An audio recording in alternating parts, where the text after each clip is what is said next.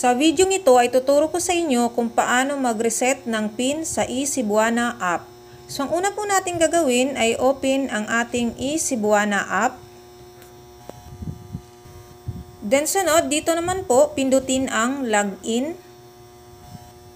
Then sunod, enter mobile number. So ilalagay nyo po dito yung mobile number nyo na nakaregistered sa eCebuana app. So pagkatapos nyo na pong nailagay yung mobile number nyo, sunod, pindutin ang next.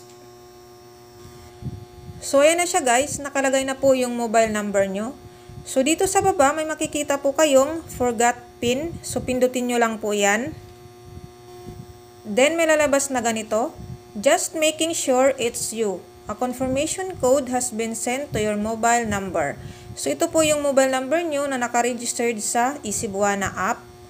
Please enter it. So yung matatanggap nyo pong code guys, ilalagay nyo po dito. So kung mapapansin nyo, mayroon po siyang oras. So 1 minute lang po. Okay. So pag nailagay nyo na po yung 6-digit code, sunod, pindutin ang next. So may lalabas na ganito guys. Enter your date of birth. So ilalagay nyo po dito yung date of birth nyo. Sundin nyo lang po yung format na month, day, year. So pindutin nyo lang po ito guys. So para po mabilis tayo, pindutin nyo lang po ito. So dito guys, pindutin nyo lang po yung nasa unahan para po mailagay nyo po yung month. Then sunod, pindutin nyo lang po yung sa gitna para po mailagay nyo yung day. Then sunod, pindutin nyo lang po yung nasa dulo para mailagay nyo po yung year. So ayan na siya guys. So i-double check nyo lang po kung tama. Then pag okay na, pindutin ang okay. So ayan na siya guys. Sunod, pindutin ang next. So may lalabas na ganito. Let's secure your account. Create your 6-digit PIN. So ilalagay nyo po dito yung bago nyong 6-digit PIN. So make sure guys, ang ilalagay nyo po ay mabilis matandaan. So para po hindi nyo makalimutan, ilagay nyo na lang po sa notebook. So ilalagay nyo na po dito guys.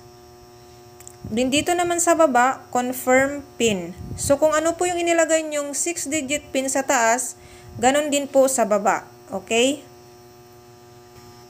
So ayan na siya guys. So para po makita nyo kung magkaparehas, pindutin nyo lang po ito. So kung okay na, kung magkaparehas na po lahat, pindutin nyo lang po ulit yan. Then sunod, pindutin ang next. So may lalabas po na ganito guys. Reset PIN successful. You have successfully created a new PIN. Please log in again to continue. Sunod, pindutin ang login.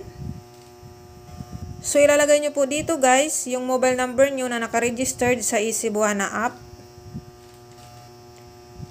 So ayan na siya. So pagkatapos nyo pong mailagay, pindutin ang next. So enter your 6-digit PIN. So ilalagay nyo po dito guys yung bago nyong 6-digit PIN na ginawa nyo po kanina. So may matatanggap po ulit kayo na confirmation code. So ilalagay nyo lang po dyan guys. Then pag nailagay nyo na po, sunod pindutin ang next. Then sunod, dito naman po guys, ilalagay nyo po ulit yung date of birth nyo. So sundin nyo lang po yung format na month, day, year. So para po mabilis, pindutin nyo lang po ulit ito. So ayan na siya guys. Then pagkatapos, pindutin ang okay. So pag okay na guys, sunod, pindutin ang next. So ayan na guys, na-open na po natin. So ito na po yung eCebuana dashboard natin. So ito po yung sa My Wallet. Then ito naman po yung sa My Savings. So, ganun lang po kadali guys kung paano mag-reset ng PIN sa eCebuana app. So kung may katanungan po kayo, comment lang po kayo sa comment section.